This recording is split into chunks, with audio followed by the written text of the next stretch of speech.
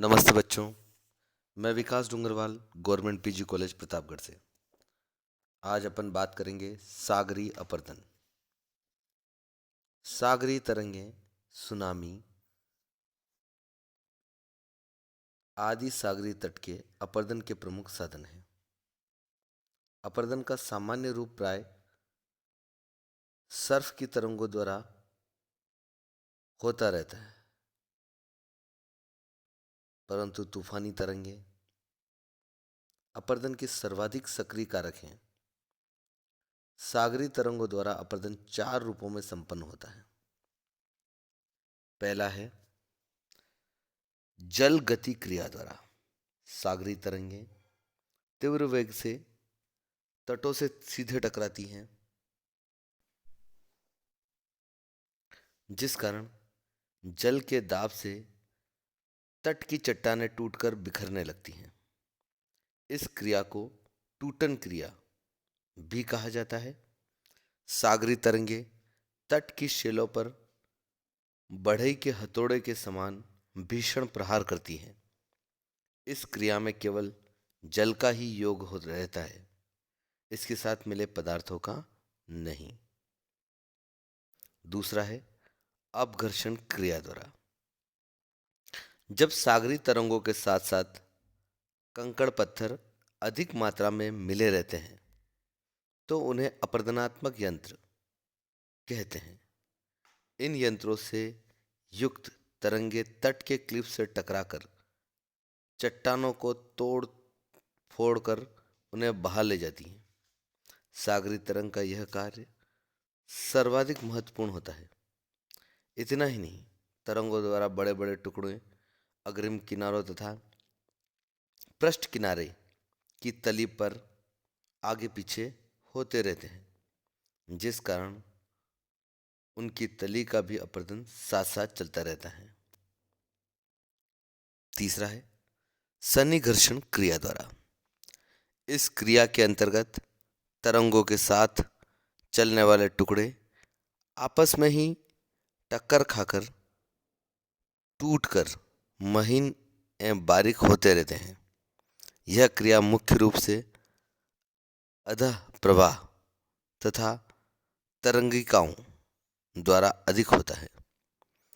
ये धाराएं तट से सागर की ओर चलती हैं, अतः अपने साथ तट पर अप्रक्षित पदार्थों को सागर की ओर लाती हैं।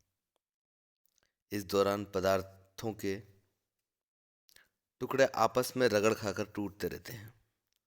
अपघर्षण के समय भी टुकड़े स्वयं टूटकर छोटे होते रहते हैं। चौथा घुलन क्रिया द्वारा।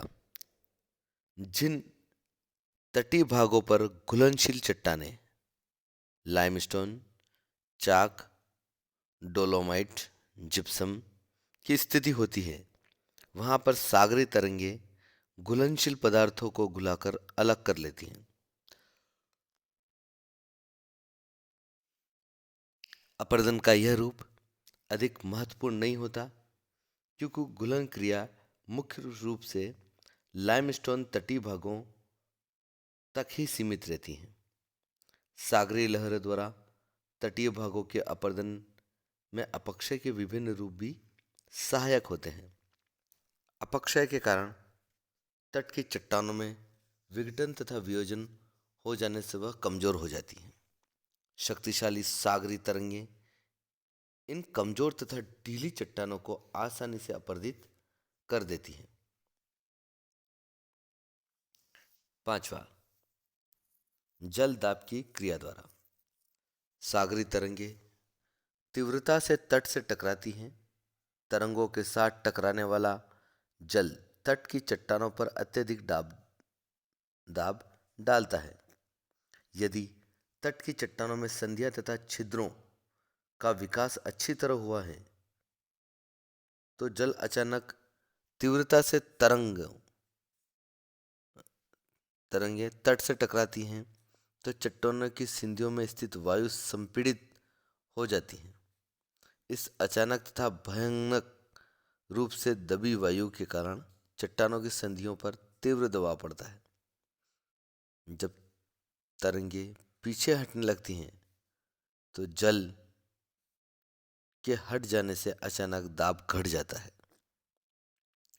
जिस कारण चट्टानों की संधियों तथा छिद्रों की दबी हवा शीघ्रता से बाहर जाने का प्रयास करती हैं।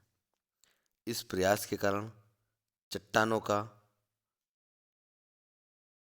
आयतन, जो कि पहले दाब के कारण घट गया था, अब अचानक फैल जाता है, जिससे चट्टानें विस्फोट के साथ टूटने लगती हैं। इस क्रिया के फलस्वरूप तटीय भागों की चट्टानें के हजारों पाउंड के शिलाखंड टूटकर अलग हो जाते हैं। सामान्य रूप से तरंगों का जल दाब 4 टन प्रति मीटर होता है। सागरीय अपरदन को प्रभावित करने वाली दशाएं। सागरीय जल द्वारा तटीय भाग के अपरदन में सागरीय तरंगों की लंबाई, उनका वेग आदि अधिक महत्वपूर्ण होता है। तरंग अवधि भी अपरदन की मात्रा को निश्चित करती है। यदि अधिक लंबी तरंग लंबी अवधि वाली तथा अत्यधिक वेगवती है तो उसके द्वारा निश्चित रूप से अपरदन अधिक होगा। तटीय भाग की चट्टानों की बनावट तथा संरचना अपरदन की मात्रा को प्रभावित करती है। यद्यपि चट्टानें अधिक संधियों वाली तथा असंगठित हैं, तो अपघर्षित क्रिया और जल दाब के कारण अपरदन अत्यधिक होता है। चट्टानों के प्रकार तथा उसके स्थायित्व पर अपरदन का स्वभाव आधारित होता है। उदाहरण के लिए परतदार चट्टानें आग्नेय तथा रूपांतरित शैलों की अपेक्षा शीघ्र कट जाती हैं। तीसरा, यदि तटरेखा स्थिर होती है तो अपरदन अविच्छिन्न रूप से चलता है। चौथा, यदि जल की गहराई अधिक होती है तथा तट का ढाल खड़ा होता है तो वहां पर तरंगों का अधिकांश जल पीछे की ओर परावर्तित हो जाता है तथा तरंगों का प्रवाह अधिक सक्रिय नहीं हो पाता। इसके विपरीत, यदि ढाल मंद होता है तथा जल उथला होता है तो तरंग अधिक तीव्रता से तट से टकराती हैं तथा अपरदन तीव्र गति से होता है। पांचवा, अपरदन का समय भी अपरदन की मात्रा को प्रभावित करता है।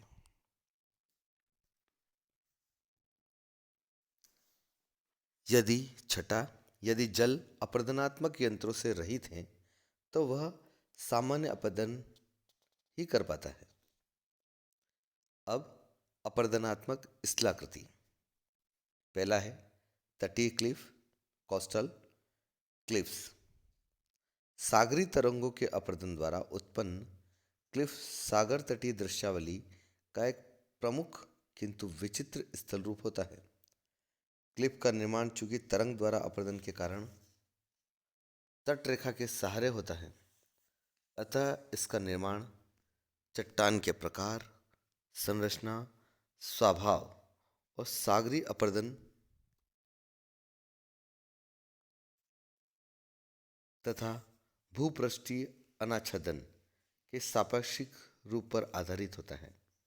उदाहरण के लिए सागर की ओर झुकी हुई परतों वाली चट्टान, स्थल की ओर झुकी हुई स्तरों वाली शेल, क्षैतिज स्तर वाली शेल तथा तटरेखा के सहारे लंबवत स्तरों वाली चट्टानों में निर्मित क्लिफ एक दूसरे से भिन्न होते हैं।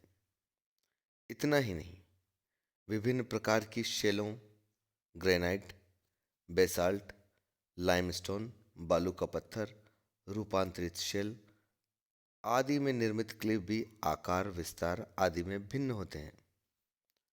कोमल चट्टान तथा खड़े ढाल वाली चट्टान में निर्मित क्लिफ शीघ्रता से पीछे हटता है। क्लिफ का निर्माण सरल होता है।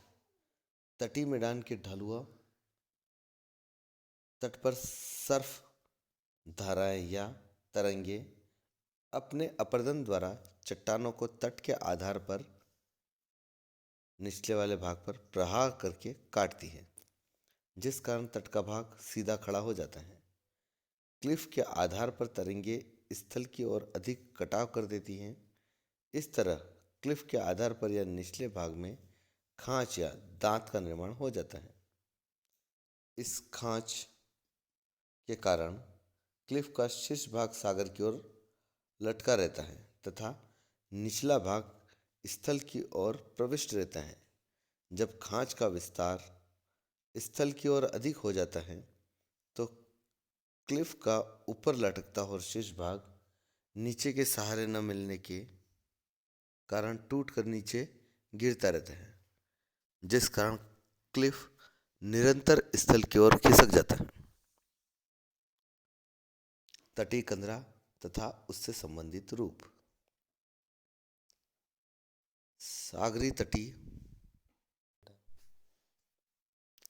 सागर तटीय भाग की चट्टानों में जब संधियों का पूर्णतः विकास हुआ रहता है तो सागरी तरंगे इन संधियों में प्रविष्ट होकर अपर्दन करने लगती हैं।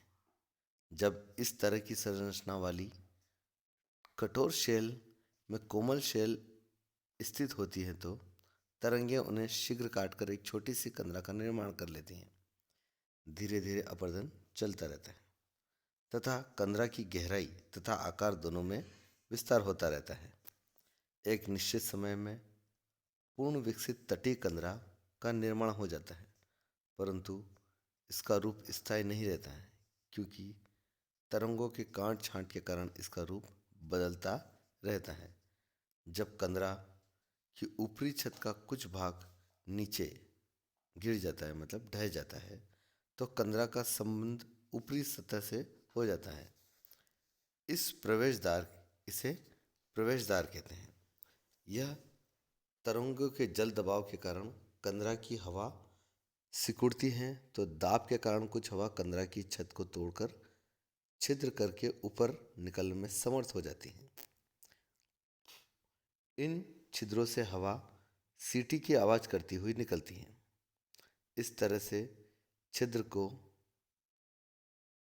प्राकृतिक चिमनी या वात छिद्र कहते हैं। कंदरा की छत जब बड़े पैमाने पर ध्वस्त होकर गिर जाती है तो सक्रिय तथा छोटी छोटी खाड़ियों का निर्माण होता है। इस तरह के प्रवेश द्वार द्वारा निवेशिका को स्कॉटलैंड में जब सागर तट से जल की ओर निकली हुई शीर्ष स्थल के दोनों पार्श्वों पर कंदरा का निर्माण होता है तो दोनों कंदराएं विस्तृत होकर एक दूसरे से मिल जाती हैं तथा उनके आर पार जल बहने लगता है।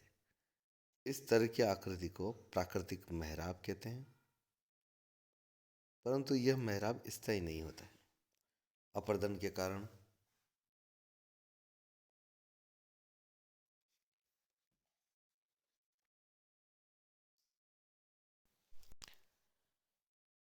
के कारण ऊंची छत कमजोर हो जाने के कारण टूट कर नीचे गिर जाती हैं, जिस कारण शीर्ष स्थल का सागर की ओर वाला भाग तट से अलग हो जाता है।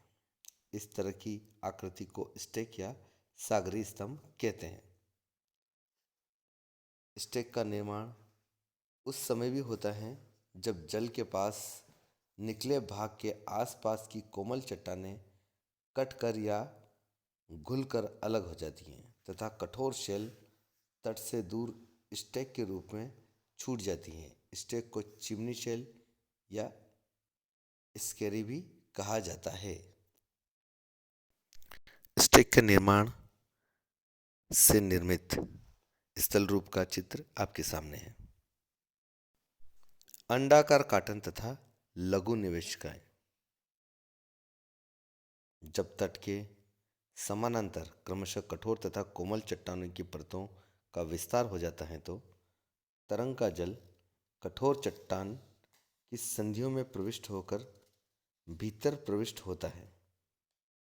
चूंकि इस कठोर शेल के पीछे कोमल शेल है, अतः प्रविष्ट जल कोमल शेल का भीतर ही भीतर अपर्दन करके उसे खोखला बनाता रहता है।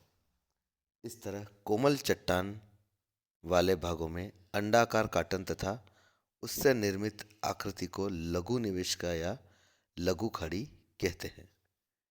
जब लघु निवेशिका के पीछे समीपवर्ती कोमल चट्टान पूर्ण रूप से कट जाती हैं तो कठोर चट्टानी भाग छोटे छोटे टापुओं के रूप में जल में तट से थोड़ी दूर पर शेष रह जाते हैं।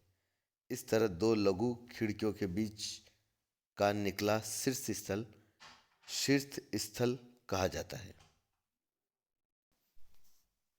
तरंग घर्षित बेदी क्लिफ से सागरी तरंगे टकराकर उसके आधार पर दांत या खांच का निर्माण करती हैं। धीरे धीरे खांच के विस्तार होने पर क्लिफ का ऊपरी लटकता भाग टूटकर गिरने लगता है तथा क्लिफ निरंतर पीछे हट जाता है। इस क्रिया के कारण क्लिफ के सामने तटीय भाग पर जल के अंदर एक मैदान का निर्माण हो जाता है, जिसे तरंग घर्षित मैदान या तरंग घर्षित प्लेटफॉर्म या बेदी कहा जाता है, जो कि आपकी स्क्रीन पर आप देख रहे हैं। आज के लिए इतना ही। ये सब अपर्दन से निर्मित स्थलाकृतियाँ थीं। निक्षेप की स्थलाकृतियों को अपन अगले वीडियो में देखेंगे।